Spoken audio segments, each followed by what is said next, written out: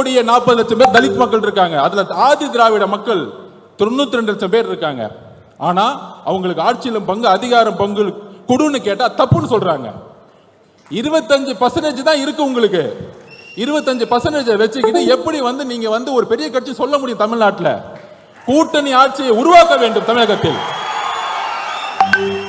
அதில் தலித் மக்கள் பெரும்ப வேண்டும். சமூக நீதியை உருவாக்கிட்டோம். சமூக நீதி 69% உருவாக்கிட்டோம். எல்லாருக்கும் வேலை கிடைச்சிருச்சு.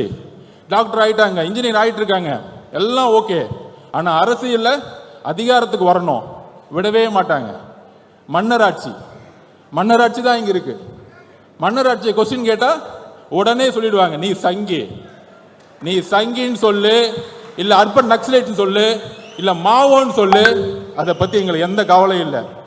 தமிழக மக்கள் புதிய அரசியலை உருவாக்க முடிவெடுத்து விட்டார்கள். திரு சகோதரர் விஜய் அவர்களுக்கோ அண்ணன் திருமா அவர்களுக்கோ அனைத்து கட்சிக்கோ ஒரு புதிய அரசியலை, இளைஞருக்கான அரசியலை உருவாக்குவோம்.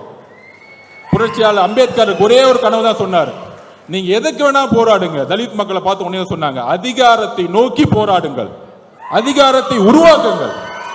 அதிகாரம் தான் நம்மளுடைய சமத்துவ மின்மையை தூக்கி எறியும். என்னுடைய தாய் இறப்புக்கு ஒரு காரணம் ஜாதி. அந்த ஜாதியை தூக்கி எறியதுக்கு தான் தலைவர் திருமாவளவன் கூட போய் சேர்ந்தேன். எல்லாரும் சொல்லுவாங்க, என் கம்யூனிட்டி சர்டிபிகேட்டை பார்த்துட்டாங்க, இவரு அவருன்னு. எனக்கே என் ஜாதியை தெரியாது.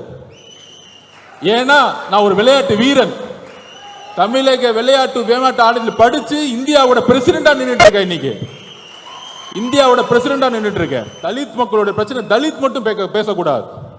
சகோதரர் விஜய் அவர்கள் வேங்க வயலுடைய கிராமத்திற்கு செல்ல வேண்டும், அந்த மக்களுடன் உரையாட வேண்டும். நீங்க ஃபீல்டுக்கு வாங்க.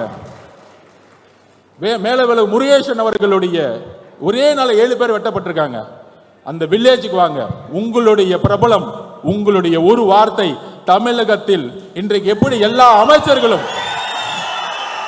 இந்த ஒரு புக் ரிலீஸுக்காக எல்லா அமைச்சர்களும் இன்னைக்கு ஏறி மேடையில ஏறி அம்பேத்கருக்கு மாலை போட்டு புரட்சியாளர் அம்பேத்கர் சொன்னாங்க பாருங்க, இதுதான் உங்களுடைய வெற்றி. இதுக்கு தான் இந்த மேடையை உருவாக்கணும். இந்த மேடையை அதற்கு தான் உருவாக்கினோம். புத்தக விழாவில் அரசியல், அம்பேத்கர்னாலே அரசியல் தான். அனைவருக்குமான தலைவர் சொன்னாலே இங்க நிறைய பேருக்கு பிடிக்காது. திரு பெரியார் அவர்களும் அம்பேத்கரோட கொள்கையிலும் இணைந்து இனிமேல் பயணிக்க வேண்டியணும்.